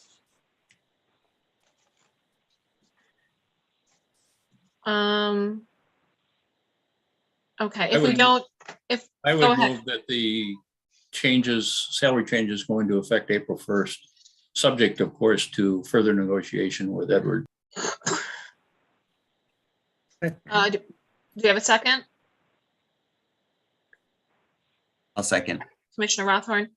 All right, we have a motion to make the commission's pay raises effective April 1, seconded by Commissioner Rothorn. Any discussion or debate on the motion? Okay, all in favor, raise your hand and say aye. Aye. Aye. All opposed, raise your hand and say nay. Nay. Nay. By a vote of 10 to 2, the motion is adopted.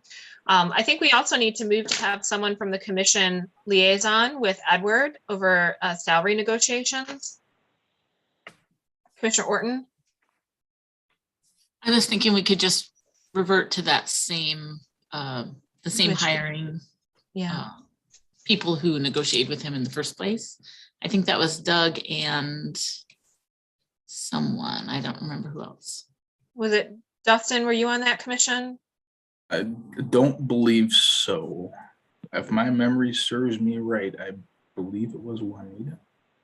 Well, We'd have to- Juanita, we could look at, I'm sorry, Yeah, it was. we could look at the responsibility matrix and it's on Yeah. there. so Juanita, Janice and I were on the hiring portion, but Doug and someone else did the negotiation. It was Doug and me. Okay. Okay. So do we want to, I would entertain a motion to approve Juanita and Doug to negotiate with Edward with respect to his salary for the new position. So moved. So we have Commissioner Lett and Commissioner Rothhorn. So for motion by Commissioner Lett, seconded by Commissioner Rothhorn. Any discussion or debate on the motion? All right, we have a motion to appoint Commissioner Curry and Commissioner Clark to negotiate salary with Commissioner, or soon to be Executive Director Woods. All in favor, raise your hand and say aye. Aye. Aye. All opposed, raise your hand and say nay. All right, by a vote of 12-0, the motion is adopted. All right, Executive Director Hammersmith, anything else on your agenda? I'm complete. Thank you. Okay, so at this point, we're going to move on to an update from Mr. Woods. Communications and Outreach Director Edward Woods III will provide a report. Hearing no objections, please proceed, Mr. Woods. Thank you so much, commissioners. Appreciate your time. I just kind of want to share with you, yesterday I provided a promotional calendar that we'll put on the web. We updated it, and I did have one correction, two corrections I needed to make on it with regards to Barrington. And then we needed to add the interviews for the Gonswares Newsmaker of the Year. But just wanted to share with you some good news, because there's a lot of things that people may miss with regards to what is the commission is doing and what it's working. If you remember, when we had we started in the pandemic, when we started our outreach, and Zoom and the commission became great friends all across the state. Zoom and the commission became great friends all across the state. We had 73 virtual county and local government presentations out of that 198. I want to thank the Michigan Association of Counties, the Michigan Municipal League, the Michigan Township Association. They had a lot to do with setting up these presentations and helping us get the word out. And I want to thank the commission. Some of you filled in when people canceled or were unable to make it. It was a total team effort from the UP to Northern Michigan. Every corner of Michigan was covered as a result of getting the awareness out, and just wanted to thank the commission for that. League of Women Voters had a lot to do with our virtual presentations all across the state. I mean, we left no stone unturned as relates to these virtual presentations, whether it was an urban area, suburban, or rural. Between the governments and League of Women Voters, we had that. Michigan Library Association was really instrumental in setting up things at libraries and being a part of that across the state. And then, of course, our nonprofit organizations that helped. We had close to 40, as you know, that did a lot with the communication outreach. And we tried to reach out to as many different organizations as possible to get the word out. As you know, that before the commission could draw any line, it first had to hear from the public. And the commission elected, I repeat, the commission elected to do 16, not 10, the minimum, but 16 public hearings across the state so that they could hear. After we did that, we kind of did an assessment as to where we could do some targeted outreach so that we could do a better job of reaching people after the first round. We did Flint. As you know, we did a $5,000 contract in Flint to boost attendance, and it came about as a result of the second round hearing. We had way more people in Flint than we did the second time. The digital divide, we did a direct mail campaign. We spent approximately $35,000 in rural areas and $15,000 in urban area. The urban area targeted was downriver. The commission voted that. Native American, you can see a picture here in Lansing of the indigenous population. I'm going to thank Michigan Nonprofit Association. We were trying to reach out to the Native American organizations, And this one was the one that stepped up and helped us get the word out. On the Upper Peninsula, as you remember, we were there. We did a last minute thing in Eastern UP to get the word out about the commission. Sarah Martinez attended the Up North Summit, which was all of the local elected leaders as a part of the Michigan Township Association. As you know, the township represents townships and village areas. And we really wanted to do a better job of targeted outreach to get more input during the second round. And these are some of the things that the commission was involved in that they voted on with regards to the target outreach after the first round of public hearings. We scheduled interviews. We did interviews with podcasts. We had about 57 interviews when you count everything. We did labor podcasts, Michigan Association of School Boards. We did MERS. We had ABC News Online, NBC Universal, PBS NewsHour from national. Obviously, locally, we did Flashpoint with WDNIV, and of course, the legendary Chuck Stokes. We did Wood TV and a lot of things locally as well, but we definitely got national exposure. We did the Gonware Newsmaker of the Year. The commission was selected with that, and they interviewed several commissioners. And then, of course, and as always, we had press conferences to kick off our first round of public hearings, to talk about our partnership with 211, because we were concerned about making sure people had access to call so they didn't have to call long distance with regards to their phones. 211 was a great partner in terms of people are able to call. And our main thing was making sure that we had different avenues to get things, to get people connected to the work of the commission. In addition to scheduled interviews, we did outreach. As you know, Commissioner Lang went to Mecosta County, Osceola County 4-H fairs. We had coffee with the commission in the Traverse City area when we were there. We talked about the UP North Summit, and then we did candid conversations just to kind of share some of the things that were taking place with the commission and get the word out as well. And looking at the reports for 2010 and 2020 by the California Independent Citizens Redistricting Commission in 2010, if you look at the report, they had more than 2,700 plus in person, more than 2,000 written comments, and more than 20,000 through public input forms and tools, for a total of 24,700. In 2020, they had 3,871, and that was as of June 21st. That's why you see an asterisk there. Email letter was 7,076. Public input forms and tools was 25,034. Mapping comment portal was 305, for a total of 36,286 in 2020. For our inaugural effort here in the state of Michigan, we had 29,484 public comments. So if you look at the state of California, which is basically 4 times larger than the state of Michigan, they only had an increase of 23%. I repeat, 23% over ours as it relates to public comment. So I just want to thank each and every commissioner for getting the word out, for doing presentations when people had to cancel, but also would like to thank my colleagues, Sue Hammersmith, our executive director, as well as our former general counsel, Julianne Pastula, who also pitched in and did a lot so that we can make sure we got the the information out across the state of Michigan. Having said that, there is always room for improvement, and we're doing that with our lessons learned report and video. We've asked the public to provide some suggestions with regards to that as well. And so just wanted to share that information and wanted to remind you of the key findings of the Glenn Gariff group. The key findings of the Glenn Gariff group was by an overwhelming margin of 65.3% to 10.1%. Michigan voters say the state should continue with the redistricting commission, whereas only 24.4% of voters were undecided or said both should be involved. Second thing, by a margin of 78.4% to 4.7%, voters that were aware of the redistricting changes said Michigan should stay with the redistricting commission. And then last but not least, a majority of all party affiliations say Michigan should continue with the redistricting commission to redraw the state maps.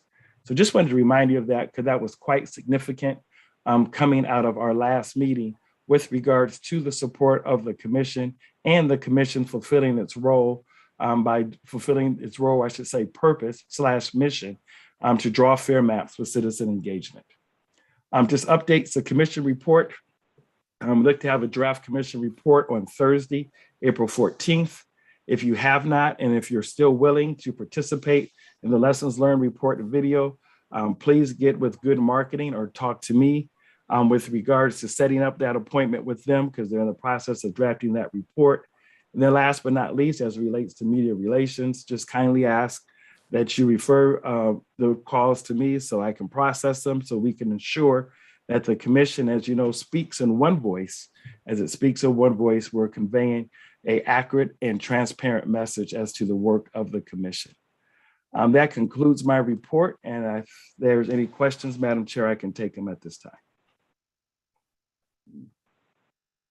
Thank you so much, Mr. Woods. I do believe Commissioner Lang might have a question. She has her hand up. Sure. I have a few questions. First, just for clarification on the survey, the repeat survey that was done, was that done to the same 600 people that it was sent out to the first time? No, it was a randomly selected process. Okay, but it was 600 people, right? Correct. Out of 10 million? Correct. Okay. Well, I don't know if it's 10 million. It was 600 out of the voting age. Commissioner Out of the Lang? voting age? The Okay. voting age population. Okay, and then on your counts for like the public comment received, is that the total public comment? I mean, would that include like the, we'll call them chain letters we got when we were doing hiring, when we get like hundreds and hundreds? I mean, is it everything all combined, or is it specifically comments that were received regarding communities of interest? The public comment portal started with the first round of public hearings. So we started in May with the announcement and went to December 28th when the commission voted. Okay, and then my last question was about the mailouts. Is there a way to gauge if that was a waste of money or not? I mean, how do we know how many went out to who? I mean, do we have any data on that? Because I know when it was approved, I think Commissioner Witches had said something about, is there a way to gauge? I could be wrong if it was Commissioner Witches, but it was discussed about, is there a way to gauge the outcome of it, how well it does, you know, to provide data. Was that correct, Dustin?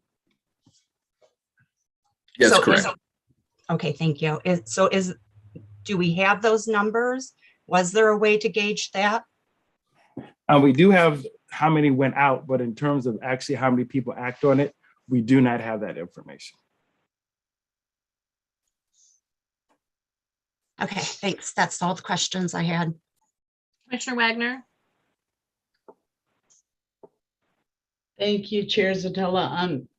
Communication Director Woods, can you expound on the email of Monday that you sent to all of us about the leaked email to the press and how you found out about that, please? Sure, Commissioner Wagner. As you know, we ask people if they have questions from the press or what have you to give me a contact, give me a call.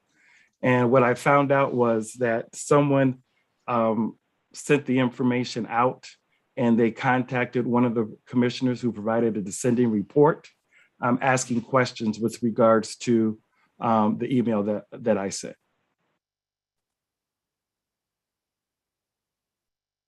Madam Chair? Yes.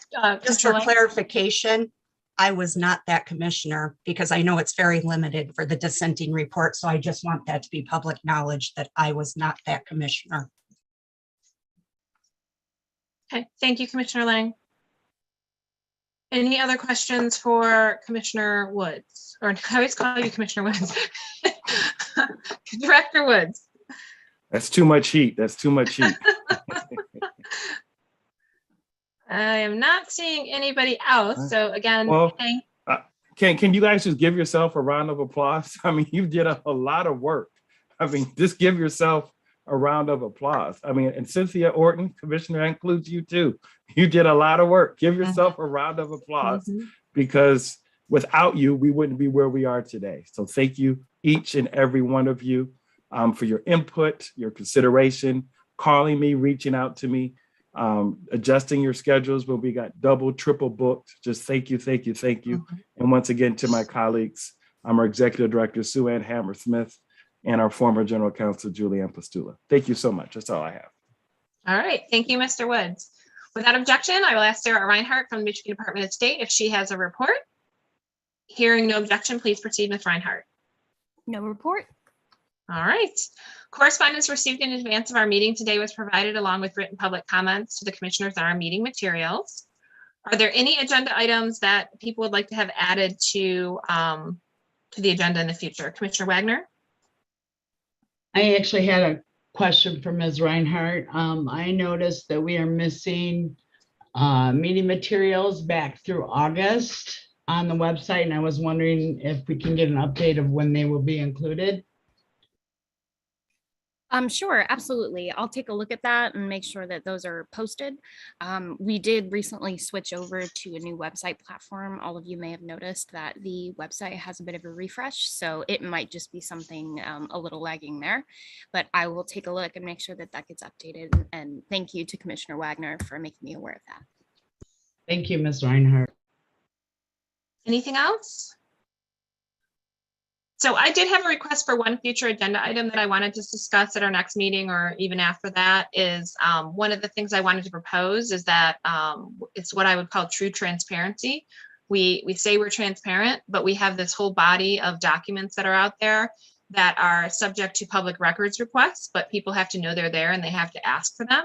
And we have received some public records requests. And what I was considering and would like the commission to consider is that when we do a public records request response, that we make that available to members of the public on our website so that everybody can see what's out there. And sort of my thought process on that is that we have allies that are out there helping us and helping us defend the map.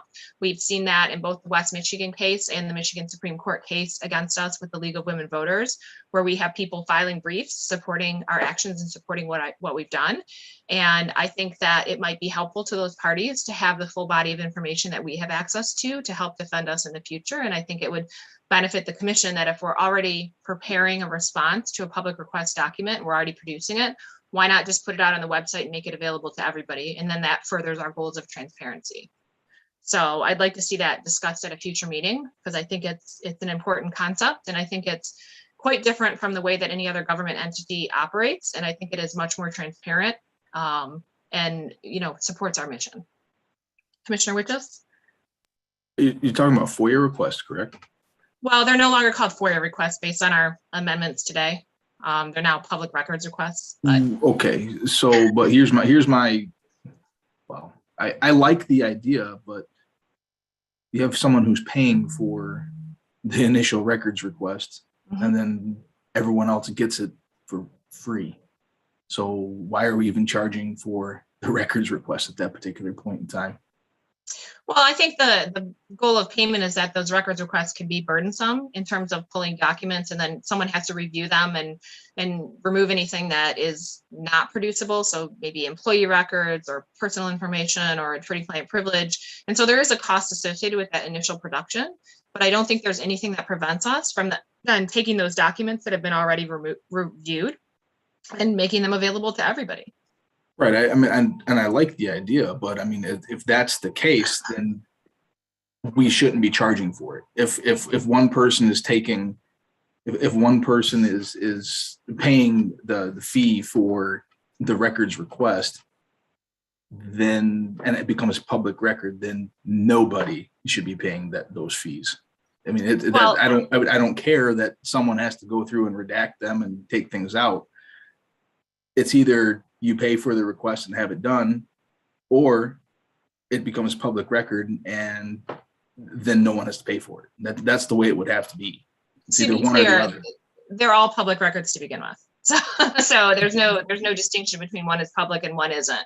It's just a process of asking for them. And honestly, I wouldn't have a problem with that either. If we want to go through all of our emails and have someone look at them from the perspective of a public records / FOIA request and determine what we can post and post all of it, I'm actually fine with that too. I think, again, if we're going to say we're transparent, then let's be transparent. And I don't think we have anything to hide. And I think putting that information out there helps our allies to defend us as well. But again, this should be a discussion for a future meeting. I'm just That's throwing it out there. fine. 'Cause, yeah, That's perfectly fine. Just my other 2 cents. If that passes and we do it, then all FOIA fees that we charge should also be refunded to the people, because that would just be ridiculous at that point to say now it's public record. Well, requested records that we had that had to be worked on, and the individuals who's paying, who we had to, charge for that particular service. If it becomes free to everybody else after the fact, then they should not have been charged. well, And like I do agree that this is something we should discuss at our next meeting, but those are just my 2 cents on it. yeah. So I would say that in very large litigation, you'll see this where there'll be databases set up where people could just go search for documents. So it'd be kind of modeled on that concept. Commissioner Lang, go ahead. My 2 cents, the same as Dustin's. We had a FOIA request where they were going to charge them $250,000, which I think is absurd. So if that's the case, then I would say the same thing, make them all free. All right. So Executive Director Hammersmith, if you could put that on a future agenda for us to discuss, that would be fantastic. All right. Does anyone have any announcements? Commissioner Lang, did you have an announcement, or is that just a left up hand? Left up hand.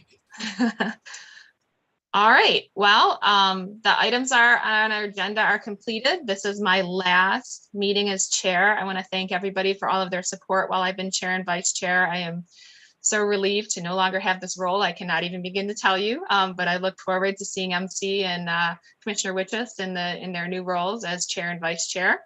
I would entertain a motion to adjourn.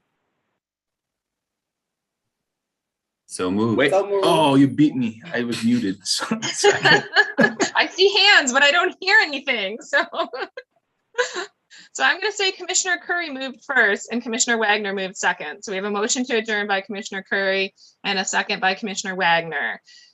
All in favor, raise your hand and say aye. Aye. Aye. All opposed, raise your hand and say nay. All right, the meeting is adjourned at 12 p.m. Have a great day, everybody.